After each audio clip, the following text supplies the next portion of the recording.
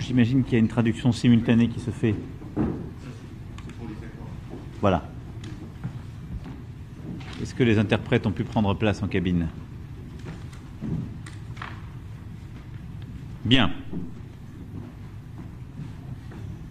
Monsieur le Président, je suis ravi de vous accueillir à Paris pour votre première visite en France. Après un sommet de l'Organisation internationale de la francophonie au cours duquel vous avez démontré tout l'engagement du Vietnam. Ça fonctionne? Vous avez bien l'interprétation? Parfait. La langue française, dont nous allons encore soutenir la diffusion avec un accord signé par notre ministre de l'Éducation dans quelques instants, est aussi l'héritage d'une histoire dont nous sommes parvenus à surmonter les moments les plus douloureux. Je le dis avec beaucoup de gratitude car vous nous avez tendu la main en invitant aux commémorations du 70e anniversaire de Dien Bien Phu en mai dernier, notre ministre des Armées, ainsi que plusieurs anciens combattants qui ont mené pour la France une guerre méconnue. Et je vous remercie, et à travers vous, le peuple vietnamien, pour cette volonté de ne rien oublier de notre passé commun, ce courage de réconcilier les mémoires et cette détermination à se tourner vers l'avenir. Cet avenir, nous allons le construire ensemble avec l'ambition de contribuer à la prospérité de nos deux pays, à la paix et la sécurité internationale, en s'appuyant notamment sur la communauté vietnamienne en France et la communauté française au Vietnam. Ces objectifs vont être portés dans le cadre d'un partenariat stratégique et global dont nous venons d'endosser la feuille de route. Sans revenir sur l'ensemble des projets, je souhaiterais mettre en lumière trois piliers de celle-ci. Tout d'abord, au moment où les crises internationales provoquent ou accélèrent la fragmentation du monde, nos deux pays suivent la même boussole, le droit international. Cette approche vaut pour toutes les géographies, au Moyen-Orient, en Ukraine, où la Russie mène une guerre d'agression, comme en mer de Chine méridionale. Dans ce contexte, il est d'autant plus nécessaire de porter des initiatives qui nous permettent de nous redonner collectivement des objectifs convergents. Je salue à ce titre le plein soutien du Vietnam au pacte de Paris pour les peuples et la planète, qui vise à dépasser la fausse contradiction consistant à opposer lutte contre le changement climatique et réduction contre la pauvreté. Le Vietnam est à lui seul en train de démontrer au reste du monde que la transition énergétique est un facteur d'accélération du développement. Plusieurs pays, en particulier du G7 et le Vietnam, ont en effet conclu un partenariat sur une transition énergétique juste qui prend forme. D'ici la fin de l'année, l'Agence française de développement lancera le premier projet avec Électricité du Vietnam dans le but de moderniser votre réseau électrique.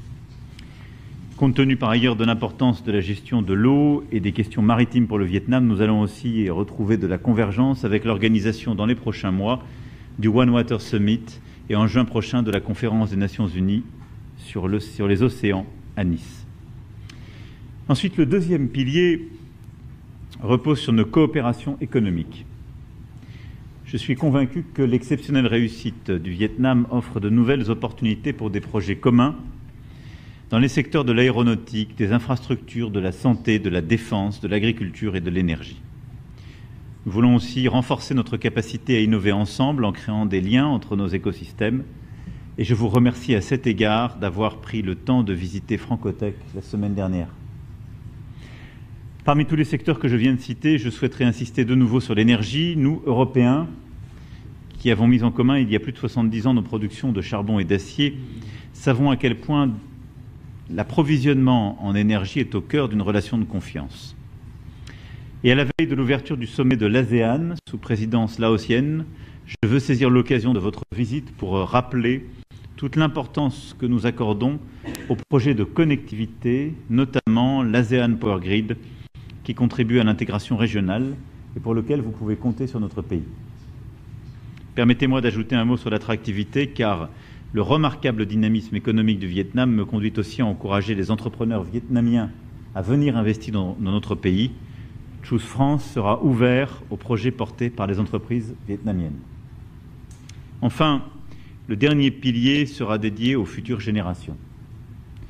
Car l'avenir de notre relation dépend plus que jamais des échanges universitaires, coopérations éducatives, des coopérations patrimoniales et muséales, de l'enseignement du français, des rencontres entre artistes, scientifiques, représentants de la société civile, femmes et hommes qui doivent pouvoir en toute liberté explorer de nouveaux chemins.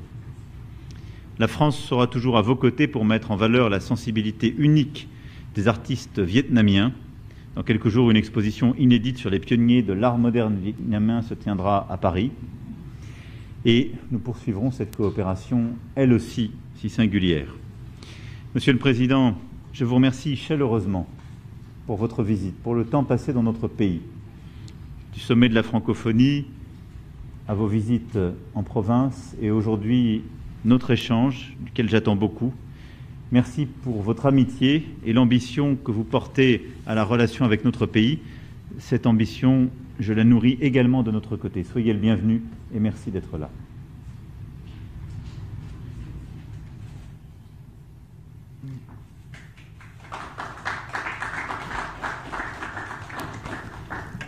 Thưa ngài Tổng thống, thưa các quý vị, tôi chân thành cảm ơn những đánh giá tốt đẹp của ngài Tổng thống. Monsieur le Président, pour vos appréciations positives, je vous remercie pour l'accueil chaleureux dont je fais l'objet. C'est un accueil de qualité que nos amis français ont réservé à moi-même ainsi qu'à la délégation du Vietnam. Je suis ravi de me rendre pour la première fois en France, ce magnifique pays, en ma qualité de secrétaire général du Parti communiste vietnamien et président de la République. Cette visite est aussi la première visite d'un chef d'État vietnamien en France depuis 22 ans.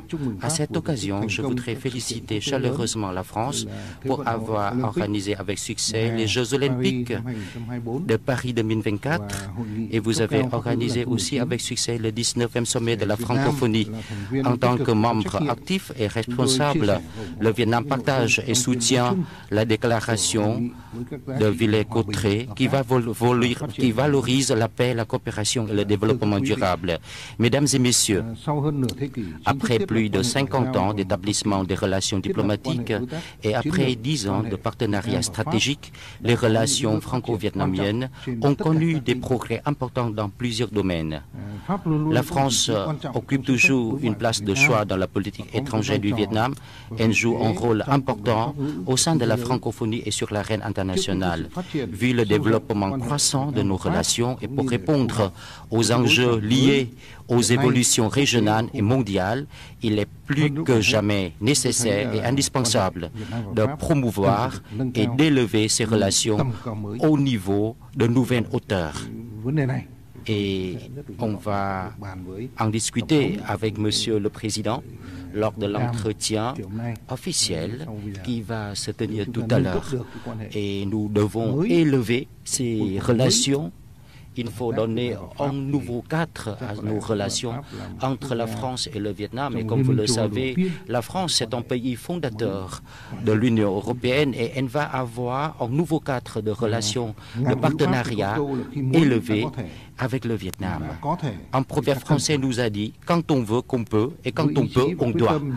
Fin de citation. Animé par cet esprit, nous voulons donc, lors de l'entretien avec vous, on va engager des réflexions sur les solutions dans les 5 domaines stratégiques afin d'élever notre partenariat France-Vietnam à de nouvelles hauteurs. Donc, on va en discuter. Premièrement, il s'agit d'approfondir la coopération politique sur le plan bilatéral et international face aux défis internationaux. Le Vietnam est prêt à coordonner étroitement avec la France pour bâtir une nouvelle ère des relations bilatérales en renforçant des échanges et des contacts à tous les niveaux, y compris au niveau des partis politiques, des gouvernements, des parlements, et on va étendre également nos mécanismes de coopération bilatérale. Le Vietnam est préoccupé devant les escalades en Ukraine, en mer de l'Est et au Proche-Orient. Nous sommes prêts à travailler avec vous, avec la France, pour apporter nos efforts afin de rechercher des solutions de paix pour des crises subventionnées à l'échelle régionale et internationale.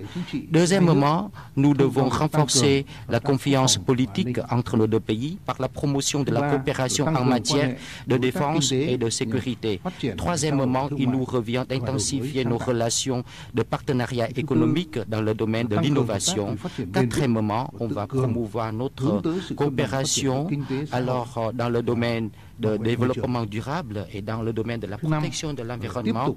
Cinquièmement, on va continuer à promouvoir nos échanges humains qui constituent le socle de notre relation bilatérale et ça va contribuer à renforcer la solidarité et la compréhension mutuelle. Mesdames et messieurs, je suis convaincu qu'avec la ferme détermination de nos dirigeants et nous avons plus de 300 000 Vietnamiens de France, ce sont des Français d'origine vietnamienne. Je suis persuadé que les relations entre la France et le Vietnam seront appelées à se développer davantage. La France va avoir une place plus importante dans l'ère de développement et dans l'ère d'ascension du Vietnam. Je vous remercie de votre aimable attention.